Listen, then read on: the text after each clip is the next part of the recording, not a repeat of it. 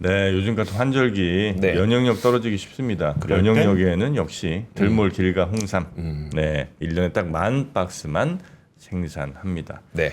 환절기에는 또 눈 건강도 잘 챙겨야죠. 그렇죠. 옥수수 제약에 여러 제품들이 함께 준비가 되어 있습니다.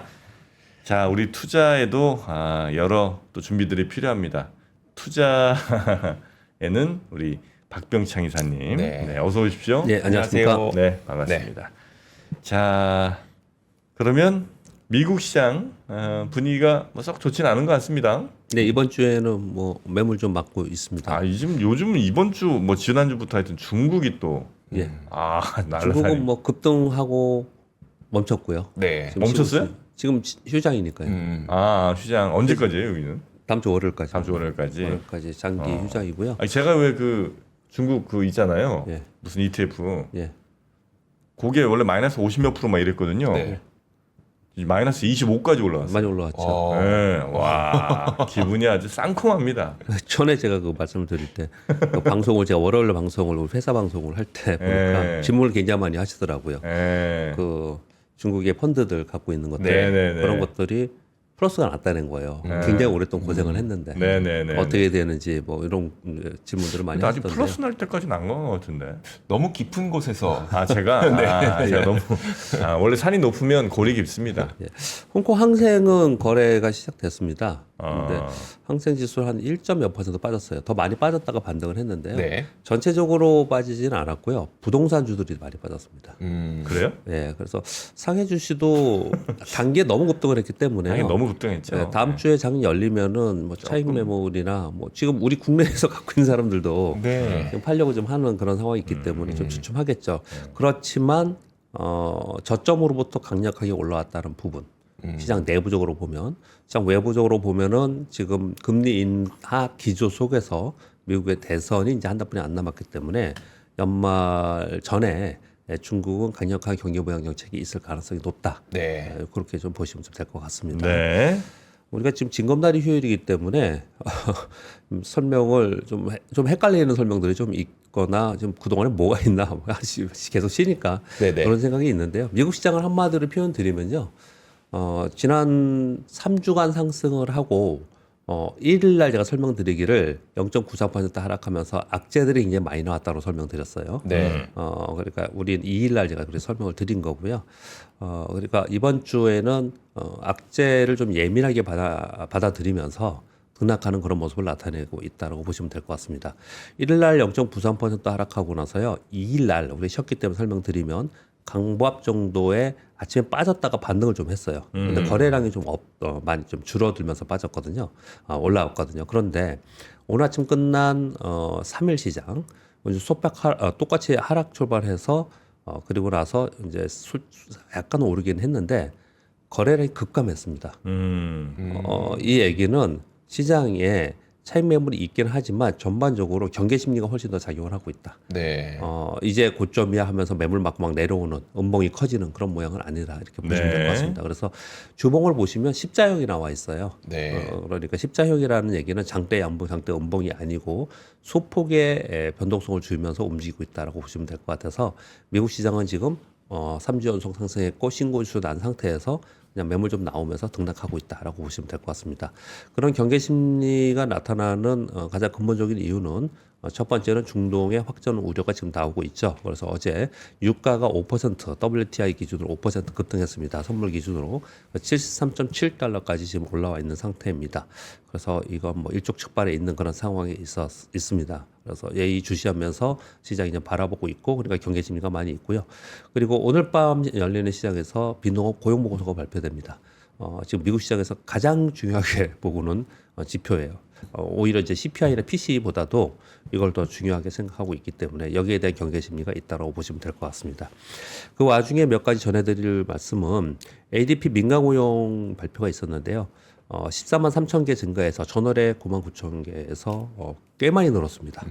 근데 이거 제가 발표를 데일리 방송이니까 맨날 말씀을 드리면서 나중에 보면 다 수정하잖아요. 네. 틀렸다 이러면서 그러니까요. 수정하고 있긴 한데 근데 아무튼 표면상으로는 전월 대비 상당히 증가해서 고용에 대한 우려를 덜어냈다 이런 얘기를 지금 하고 있는 상황입니다.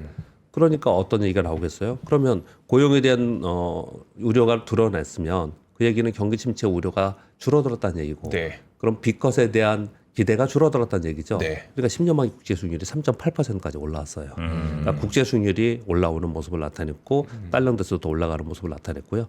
또 한 가지는 엔화가 지금 달러엔이 146.8회까지 올라왔습니다. 142였죠. 예. 그저께 142였어요. 근데 146.8회까지 왔는데 요거는 이시바 총리가 긴축 우려 완화 발언이 있습니다. 요 좀 봐서 드릴까요? 어떤 긴축 완화 긴축 우려에 대한 완화 발언을 했습니다. 긴축 우려에 대한 순서를 완화 거꾸로 했네요. 너무 급격하게 금리 올리지 않을 거예요. 뭐 이런 식의 뉘앙스였죠. 설명을 드리겠습니다. 요 신임 총리가 당선 후에 니케이 225가 당일날 4.8% 폭락했죠. 다음날 1.93% 반등했거든요. 그 다음날 다시 2.1% 빠졌어요. 네. 그리고 어제 1.9% 올랐거든요. 변동성이 굉장히 심했잖아요. 네. 그래서 이시바 총리가 BOJ 총재를 만나고 나서 돌아서면서 기자들 앞에서 개인적으로 추가 금리 인상 환경이 아니라고 생각한다. 이렇게 얘기했어요. 그러니까 지금 긴축에 대한 걱정을 굉장히 많이 하고 있잖아요. 네. 그러니까 추가 금리 인상을 할 환경이 아니다. 그러니까 당장 긴축을 급격하게 하지 않을 것이다라고 시장에 뉘앙스를 준 겁니다. 네. 네, 그러면서 엔화가 다시 약세가 되는 그런 모습을 나타내면서 10년 만기 미국의 달러인데스가 올라오는 이런 모습을 나타냈거든요. 사실 이게 좋다 나쁘다를 떠나서요. 미국의 정치인들, 일본의 정치인들, 뭐 전 세계 정치인들 보면은 주식 시장의 움직임에 대해서 굉장히 예민하게 발언들을 하죠. 네. 그렇게 하지 않습니까? 우리나라 정치인들은 관심 없죠. 뭐 한마디씩 그냥 덧붙이겠습니다. 아무튼 그런 것들로 인해서 엔화가 다시 올라오는 이런 모습을 좀 나타냈어요. 그래서 국제 수익률은 상승, 달러 인덱스 상승, 엔화가 약세를 보이는 그런 특징을 좀 보였습니다. 전체 시장은 그냥 큰 움직임 없이 움직였고요. 그 사이에 요런 뉴스에 의해서 국제 수익률과 환율 시장에서도 좀 변동폭이 좀 있었다고 보시면 될 것 같습니다. 테슬라가 판매 대수가 좀 늘었어요. 그런데 시장의 예상보다는 좀 아래다, 하회했다. 그러면서 한 3% 하락을 했고요. 그리고 엔비디아는 젠슨왕 CEO 코멘트가 좀 있었죠. 젠슨왕 CEO 코멘트에 의해서 3.3%로 올랐습니다. 블랙웰이 좀 이따 뉴스에 전해드릴 겁니다. 미친 듯이 팔리고 있다. CNBC에서 이제 인터뷰가 있었고요. 그로 인해서 마이크론 테크놀로지, TSMC는 뭐 어마어마하게 좋은 뉴스가 많이 나오고 있습니다. 실적도 좋고. 네. 그래서 이런 쪽들이 올라오면서 반도체 지수가 올라왔습니다.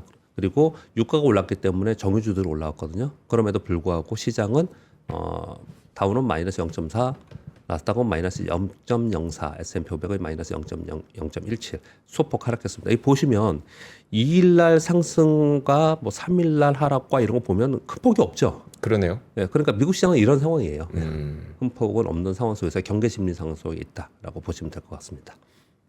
우리 시장은 어제 쉬었습니다. 2일날 기준으로 말씀드리면 2일날 코스피가 1.2% 하락을 해서 2,561포인트, 3일 만에 100포인트 빠진 겁니다. 3일에 100포인트 빠진 거고요. 코스닥은 0.23% 하락을 했습니다. 여전히 외국인들이 매도를 하고 있는데 외국인들 매도의 규모는 사실 좀 줄고 있긴 합니다. 네. 그 규모가 뭐 조 단위로 팔고 삼성전자도 뭐 9천억, 8천억 이런 식으로 팔았는데 삼성전자는 1,118억 정도 순 매도했습니다. 삼성전자 0.3% 하락을 했고요. SK하이닉스는 뭐 규모가 작았지만 SK하이닉스는 사다가 파는 거예요. SK하이닉스는 사다가 좀 팔았는데 한 3% 정도 하락을 했습니다. 그러니까 이제 지수를 끌어내리는 그런 역할을 좀 했습니다. 근데 장중에 보시면요. 아침에 1% 개파락했다가 2차 전지 소재가 올라왔어요. 네. 먼저 얘들은 플러스권에 계속 있었습니다. 그래서 네. 상대적으로 코스닥은 좀 강세를 보였거든요. 그러면서 이제 코스피만 하락하는 그런 모습을 나타냈었는데 장중에 반도체가 반등을 좀 했었어요. 네. 그러면서 코스피도 보합권까지 낙폭 축소 시도를 좀 했는데 마지막에 그 보도들이 중동 지역의 확정 보도가 막 나왔어요. 그런 얘기가 막 나오면서 시장이 다시 하락을 했는데 저는 그거보다 중요한 하락의 이유는 막판에 프로그램 매도가 급증했거든요. 네. 요 설명을 좀 드려보겠습니다. 지난 9월 27일 날 우리나라 지수가 2.9% 오른 날 이날은 우리나라가 다 좋았다라고 설명한 적이 있어요. 네. 오랜만에 네. 다 좋았다 이렇게 설명을 드린 적이 있었는데 그때는 외국인들이 선물도 사고 현물도 사고 그리고 우리나라 기관도 사고 그런 모습을 나타내면서 거의 3% 가까이 오르면서 전 종목이 다 올랐거든요. 네. 그날 금융투자에서 그 국내 기관들의 매수의 거의 대부분이 90% 이상이 금융투자가 매수를 했어요. 거의 약 7천억 정도 순매수를 해줬거든요. 6,989억. 그때 제가 뭐라고 말씀을 드렸냐면 다 좋은데 이게 기분 나쁘다. 순수하게 액티브로 사는 게 아니고 네. 프로그램으로 매수가 들어온다. 이건 나온다라고 말씀드렸잖아요. 어제 금융투자의 매도가 순매도가 6,226억 순매도가 나왔어요. 그냥 오후에 네. 그냥 다 때려버린 겁니다. 그냥 팔아 제낀 게 6천억 넘게. 예. 순매도니까 이 이상도 매도가 나왔겠죠. 네. 그래서 금융투자가 다 매도를 한 거예요. 그러면서 시총 상위 종목들이 전체적으로 약세였고 그리고 일부 기관들이 그동안에 수급에 들어왔던 종목들 중에 급락하는 종목이 좀 발생을 좀 했어요. 참 어려워요. 그래서 참 어려워요. 파생 상품과 연계된 이 수급을 판단하기 어떻게 될 거냐 또는 그 수치를 정확하게 알 수는 없지만 흐름을 잘 보면 어떤 흐름이 되냐면 이거 자칫 잘못하면 이거 옛날에 했던 말인데 요즘에 그런 말 안 쓰는데 우리가 외국인들의 선물 거래에 우리 시장이 너무 휘둘린다는 얘기를 되게 많이 하거든요. 네. 전에부터. 근데 이건 우리 시장이 추세 없이 그리고 유동성이 없을 때 더더욱 그런 현상이 발생이 되거든요. 가령 이런 겁니다. 어떤 거냐면 외국인들이 선물을 사요. 네. 그러니까 선물만 이렇게 쭉 올리지 않습니까? 그럼 프로그램 매수가 따라 들어와요. 프로그램 매수가 따라 들어와서 좀 올라요. 종목들이 오르고 지수가 올라요. 네. 그럼 외국인들이 팔아 막 거기다가 또 팔고 어느 정도 되지 않습니까? 음. 그러면은 선물 또 매도해. 자기네들이 어느 정도 팔고 나면 그러면 네. 쭉 빠지잖아요. 네. 그럼 주가가 다 빠져. 주가가 빠진 상태에서 또 선물을 매수해. 그러면 또 프로그램은 따라 들어와. 네. 뭐 이런 거래를 하는 거예요. 이거 예전에는 이런 게 굉장히 심했습니다. 네. 지금은 그 정도까지는 아니지 않겠냐라고 보겠지만 그래도 지금 흐름을 잘 보면은 많이 그런 움직임이 좀 나타나고 있는 것 같아서 좀 안타깝습니다. 시장이 주주체가 없는 거예요. 그러니까 네. 파생상품 거래에 의해서 이렇게 움직이는 모습이 나타나는데 이걸 또 다시 설명을 드리는 이유는 네. 죄송합니다. 다시 설명을 드리는 이유는 네. 지난 2일 날 화요일 날 거래를 봤더니 네. 거래를 봤더니 막판에 프로그램 매도 나오는 게 좀 그런 현상이 좀 있었더라. 그래서 설명을 좀 하나를 드린 겁니다. 네. 삼성전자가 그리고 화요일 날 굉장히 수화 심리가 안 좋았던 것 중에 하나가 삼성전자의 장중 저가가 59,900원이었습니다. 그냥 오를 봤어요 우리가. 네, 오를 봤어요. 네. 그리고 종가는 61,300원으로 반등을 했습니다. 반등을 했는데 이게 무려 19개월 내 최저치입니다. 19개월. 1년이 아니고요. 19개월 내 최저치까지 삼성전자가 내려온 상황입니다. 이제 그럼으로써 삼성전자 신저가 나는데 지수가 올라갈 수 있는 상황은 아니지 않습니까? 그러다 보니까 전체 시장이 좀 분위기가 안 좋은 그런 상황에 있었다. 그리고 거기에 프로그램 매도도 가세했다. 그렇게 설명을 좀 드리겠습니다. 삼성전자에 대해서는 뭐 좀 이따 다시 한번 설명을 드리도록 하겠습니다. 네. 오늘- 그리고 참 그 사이에 속보 하나만 좀 전해드리면 그 미국의 항만 노동자들 네. 파업이 있었잖아요. 그러니까요. 네, 그 파업이 지금 종료가 된 모양입니다. 잠정 합의 결론에 이르렀다고 하더라고요. 저도 네. 조금 전에 이제 방송하면서 봤는데 네. 그 62% 임금 상승으로 얼추 좀 합의하고 있다. 뭐 이런 네. 얘기가 나오고 있네요. 대단하네요. 대단하네요. 62%. 임금을 보통 뭐 1, 2 이렇게 나눠서 하잖아요. 네. 전체 총액에서 네네. 보면 세부 내용이 보면 아마 뭐 전체는 아니겠지만 그래도 정말 대단하다. 그러니까요.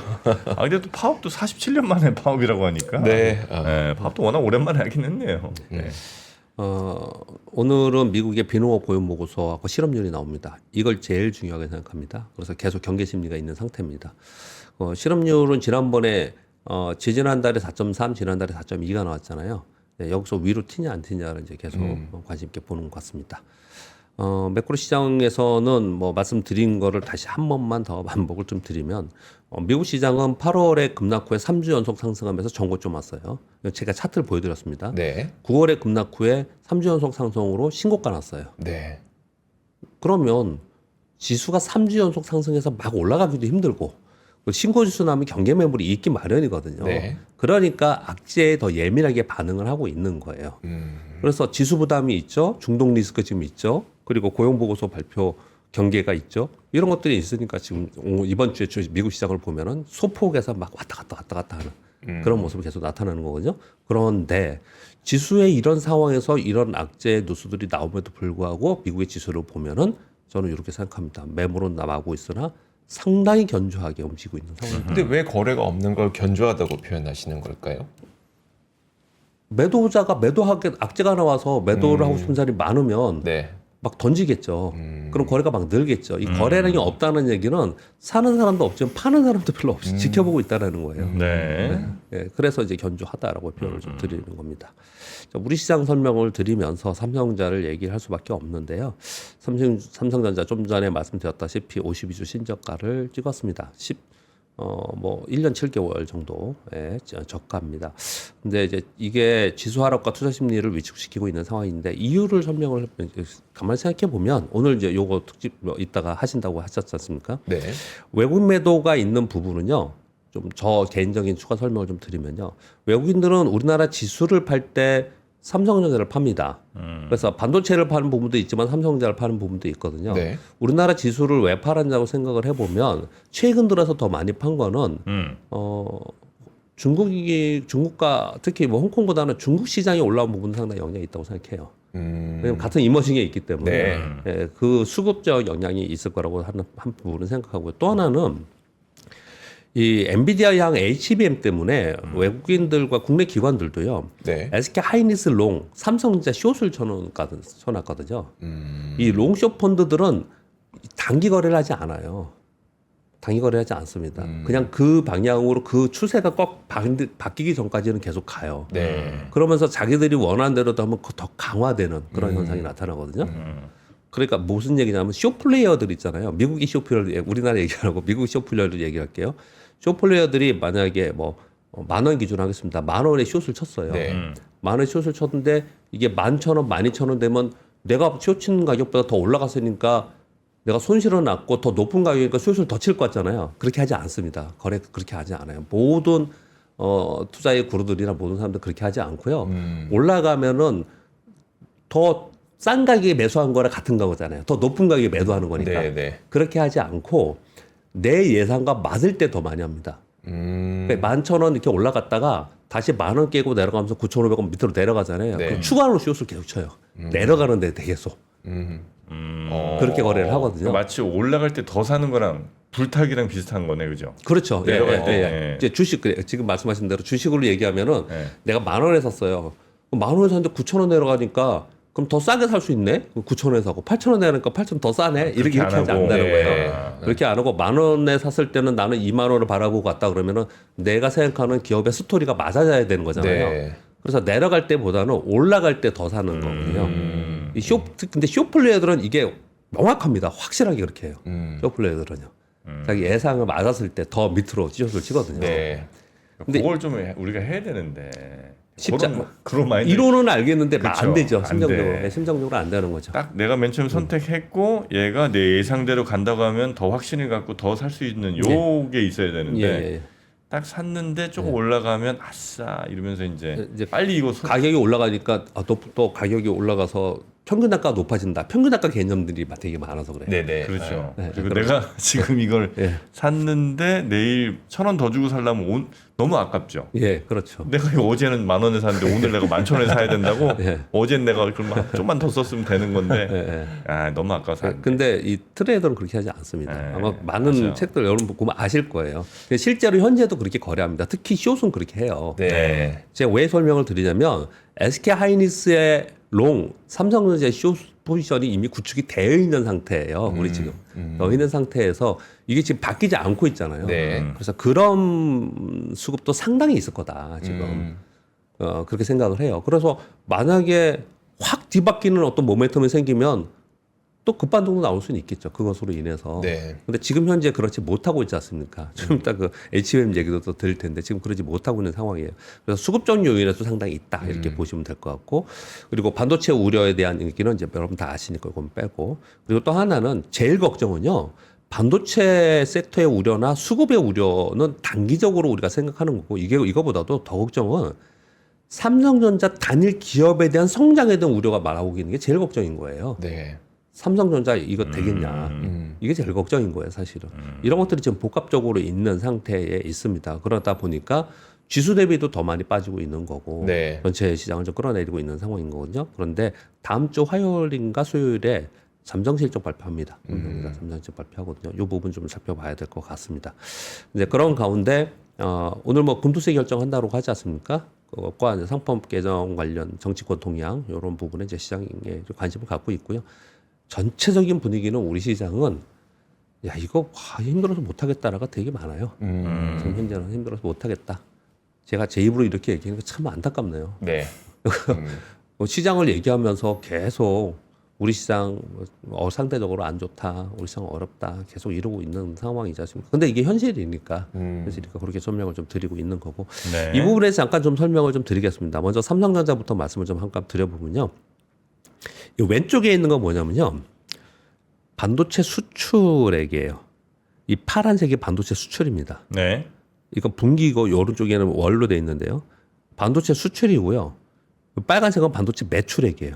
이거 우리 수출 데이터 보고 알잖아요. 반도체 계속 좋다면서요. 네. 월 단위는 사상 최고치라고 그러지 않습니까? 네. 이 수출액이 여기 빨간색으로 표시되어 있는데 이건 이제 여기 이쪽에서는 파란색으로 여기 표시했습니다. 여기 지금 노란색으로 해서 파란색이 안 보이는데 이게 수출액입니다. 네. 얘가 삼성전자 주가입니다. 그 전에 이렇게 보면 얘는 같이 다닙니다. 우리 보면 많은 전문가들 중에서 우리나라 수출 데이터를 보고 우리나라 지수를 예측하는 분들도 굉장히 많아요. 네. 그리고 주가도 당연히 거기 연동해야 되는 게 맞고요. 근데 보시면 수출액이 반도체 수출액이 늘면 얘도 올라왔다가 줄면 내려왔다가 늘고 이렇게 움직였잖아요. 네. 근데 지금은 여전히 수출액이 계속 올라가고 있는데 월 단위로 사상 최고라고 계속 얘기를 하고 있는데 주가는 반대로 지금 가고 있는 상황인 거거든요. 네. 그러니 이게 반도체 섹터만의 문제이냐 이런 얘기들이 지금 하고 있는 상황에 있는 거예요. 잠깐 참고로 이걸 말씀드렸고 추가적인 뉴스는 좀 더 있습니다. 참고로 데이터 하나 좀 차트 하나 보여드리겠습니다. 어제 제가 지금 여기 텍스트는 안 가져왔는데요. ISM 서비스 PMI가 발표됐습니다. 지난번에 그 제조업 PMI 발표됐잖아요. 네. 47.2로 여전히 안 좋다라고 말씀을 좀 드렸었거든요. 그런데 서비스 PMI는 이게 보세요. 이 꺾어 올라가고 있어요. 그냥 있는 그대로만 보자고요. 네. 있는 그대로 추가 설명보다도 이게 올라가고 있고요. 그 다음 거는 뭐냐면 4주 평균 실업수당 초과 건수입니다. 4주 평균 실업수당 건수는 내려가고 있어요. 고용이 그러면 이게 경기 침체야? 이제 이런 상황이 좀 된 거예요 지금. 그렇죠. 그래서 이 추이는 좀 봐야 되고요. 근데 지금 현재 이 상황을 보여드리면서 뭐 경기 침체가 아니냐 이런 말씀 드리고자 하는 건 아니고요. 네. 뭘 말씀드리려고 하냐면은 저는 계속해서 저 개인적인 주장하는 바는 뭐냐면 경기 침체를 반영하면서 움직이는 시장은 급격하게 변동성을 주지 않습니다. 경기 침체를 반영하면서 서서히 눌리고 이런 식으로 움직일 거예요. 네. 우리가 걱정하는 거는 그 부분보다도요. 맨날 경기 침체 얘기하잖아요. 그거보다도 더 큰 걱정은 뭐냐면 주식 투자하는 사람은 수급입니다. 수급, 돈의 흐름이에요. 네. 그래서 제가 제일 위험한 게 엔화 강세라고 표현을 자꾸 드리잖아요. 네. 그리고 3개월 국제 수익률. 그게 제일 중요하다 이렇게 설명을 좀 드리지 않습니까? 네. 결국은 수급이 어떻게 되느냐가 훨씬 더 중요하고 그게 위기를 만드는 거거든요. 그러니까 이 경기 침체를 얘기 자꾸 하는데 경기 침체의 어느 끝무물에 가서 시스템 위기가 예전에 꼭 있었어요. 네. 좋습니다. 인정한다니까요. 근데 경기 침체 때문에 지금 계속 지금 안 좋을 거야 이렇게 보시면 너무 내가 빨리 이 반응하게 돼요. 네. 그거보다는 수급을 보시는 게 주식 투자자들은 이 안에서 수급으로 주가는 움직이는 거니까 네. 그렇게 보셨으면 하는 생각에서 이런 걸 좀 보여드렸고요. 여전히 논란이 있다라는 말씀을 드리려고 하는 거고요. 그러니까 뉴스 말씀드릴게요. 지금 반도체 얘기를 몇 가지 했는데요. 오늘 또 반도체 전문가분이 오시지만 네. 설명을 좀 드려보면 TSMC가 엔비디아 주문량이 폭증하고 있고 그래서 원재료가 부족하다는 거예요. 워낙 폭증을 해서 원재료가 거기에 대만에서 전기료 인상을 했습니다. 요번에 16% 인상했어요. 그러니까 내년 1분기부터는 공정 가격 인상할 거다라는 대만 언론발 뉴스가 좀 나와 있습니다. 그러니까 TSMC가 가격 인상한다는 거예요.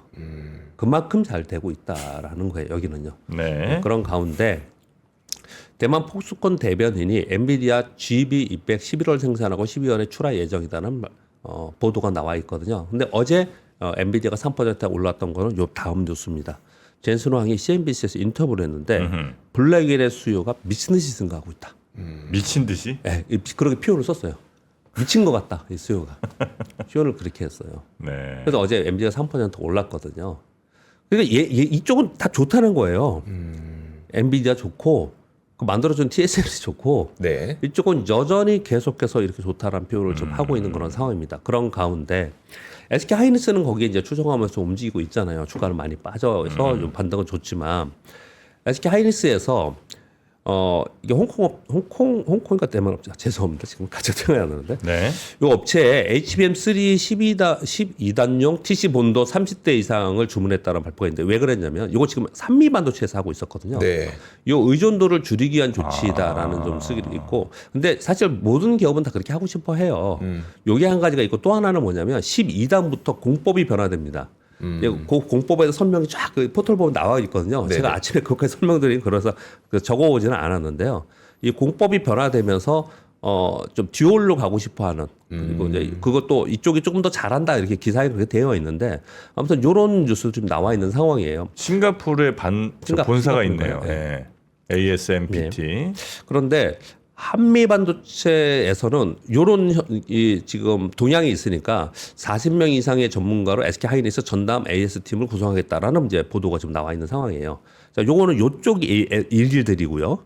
그다음 우린 전체 반도체 쪽의 일들을 이제 동향을 좀 본다면 이렇게 얘기를 하고 있습니다. HBM3 12단은 내년 HBM 수요 전체의 80% 이상이 여기가 될 거다. 그러니까 트렌드포스에서 계속 이렇게 얘기를 하고 있는 거거든요. 그러면서 SK 하이닉스에는 지난 9월 26일 날 HBM3가 양산할 수 있다라는 공개를 했습니다. 네. 그리고 마이크론 테크놀로지가 내년 1분기에 한다. 뭐 그렇게 얘기를 좀 하고 있는 상황이거든요. 여기는 네네. 퀄테스트 통과했다라는 발표가 하나 있었어요. 네. 자, 그럼 우리의 삼성전자 또 얘기해야겠죠. 우리의 삼성전자는 퀄테스트 진행 중이다.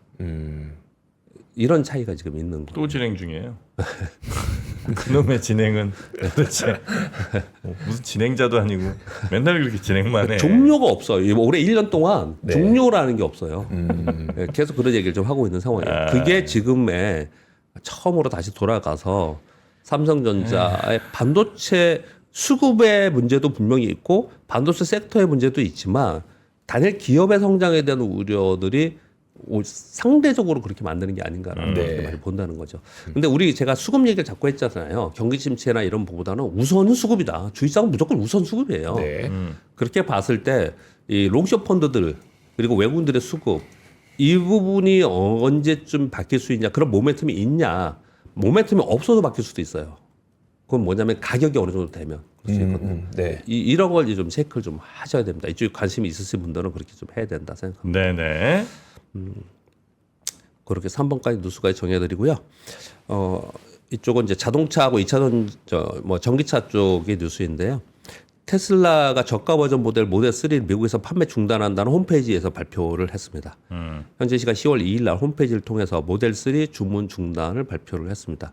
거기에는 중국산 LFP 배터리가 적용되고 있는데 이것은 중국산 전기차 및 핵심 광물 관세부과 조치로 원재료스 가격이 상승됐고 그리고 보조금을 받지 못하기 때문에 아예 미국에서는 판매 중단 발표가 좀 있었습니다. 이것도 큰 동향이죠, 네. 사실요. 그런 가운데 아까 공 기자님 이걸 언급을 잠깐 주셨는데요. 토요타가 북미에서 전기차 생산을 연기한다.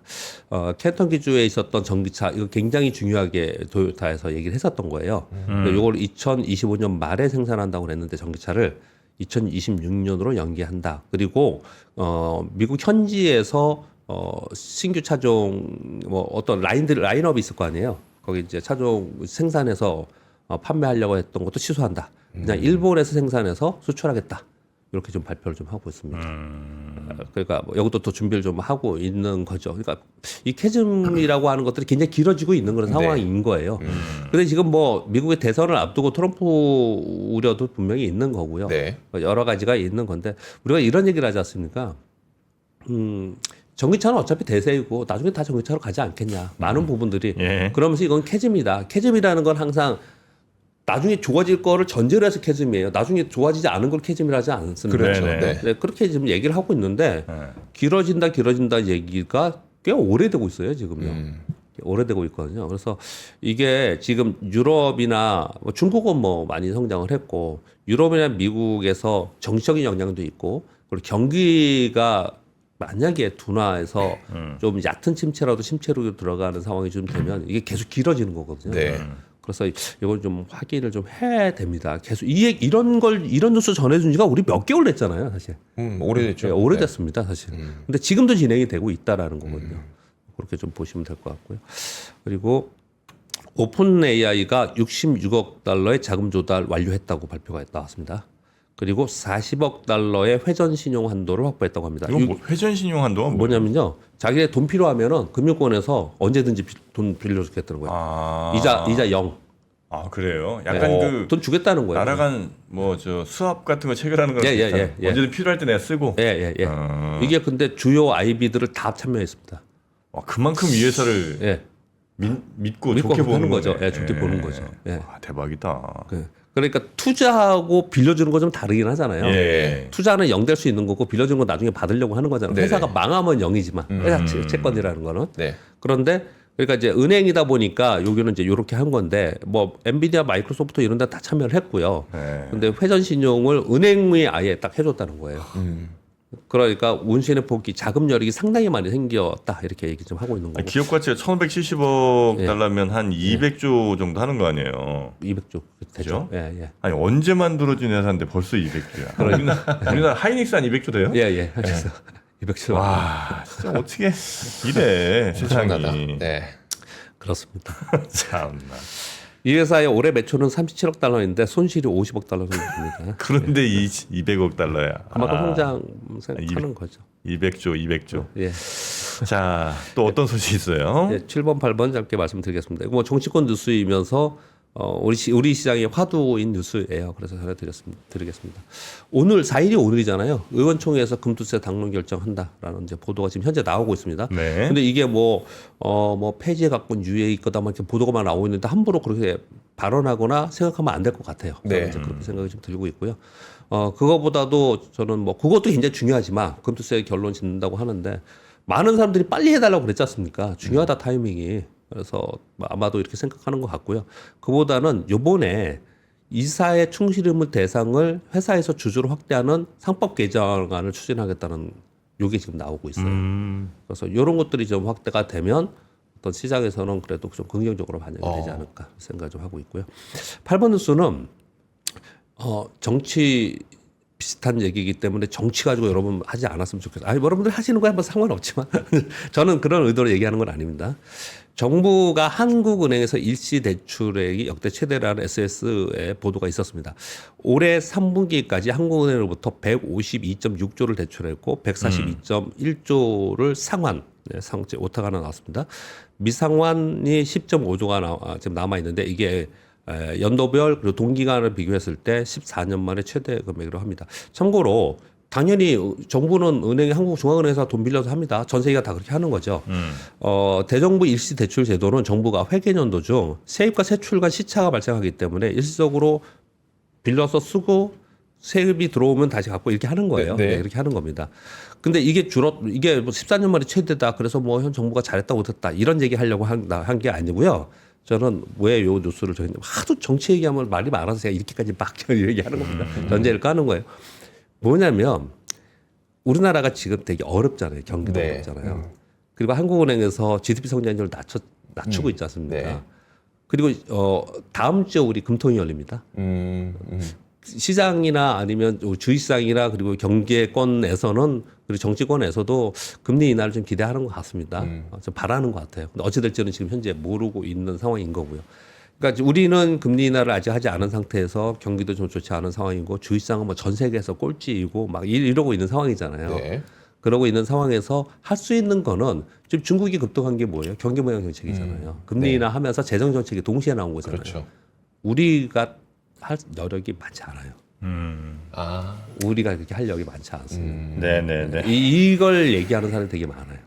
걱정하는 사람이. 외국인들의 시각에 볼 때 우리나라를 설명할 때 그런 얘기들을 좀 많이 하고 있습니다. 그래서 우리 시장이 뭐 매년 매해 뭐 맨날 우리만 나쁘지는 않잖아요. 네. 올해는 참 어려운 여러 면에서 어려운 상황에서 처해 있는 상황이고 그런 상황에서 뭐 해외 주식하고 국내 주식하고 동시에 여러분 대부분 다 같이 하시잖아요.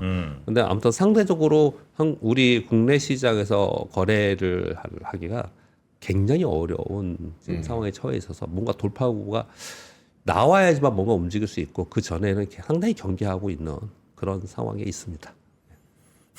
답답하죠. 그러니까 금리 내려도 재정 정책 안 나오면 참 쉽지 않을 텐데. 보통 이게 효과가 있으면 동시에 나와야 되는 거예요. 그렇죠.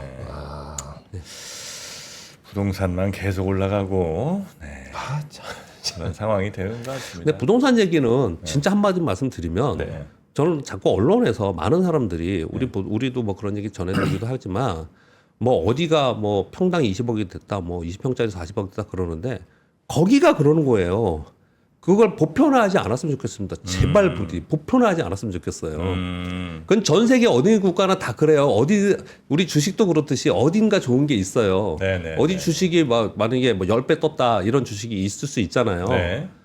그러면 내가 참여했으면 모르겠지만은 거기 그들의 리그이고 그들의 리그라는 게 분명히 있거든요. 네네. 근데 그게 그렇게 올랐는데 나하고는 전혀 상관이 없는 지역에 살거나 나하고 전혀 상관이 없는데 그렇게 돼서 그렇게 나도 돼야 될 것처럼 내 아파트 내가 살고 있는 아파트도 그렇게 돼야 될 것처럼 생각하는 게 분위기를 만든 거라고 저는 생각이 되게 많이 들어요. 그러니까 거기 약간 좀 이런 건 있는 것 같아요. 네. 그러니까 예를 들어 원래 뭐 압구정이 예. 거기는 뭐 50억이었고 우리는 뭐 한 5억이었어. 예. 그럼 뭐 원래부터 거긴 내가 접근조차 할 수 없는 동네. 예.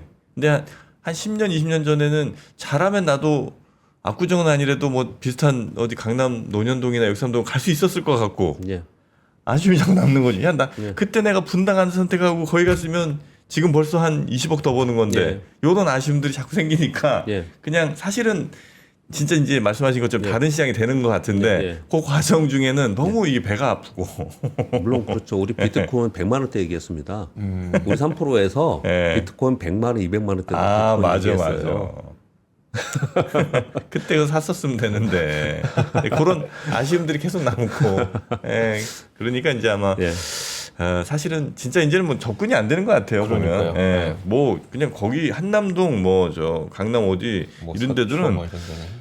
그냥 좀 크게 짓는 데들 뭐 100억 200억도 그냥 쭉쭉 나오더라고요. 그리고 그거 다 현금으로 산대. 네. 대출도 안 받는 대출도 안 나오니까 사실 예.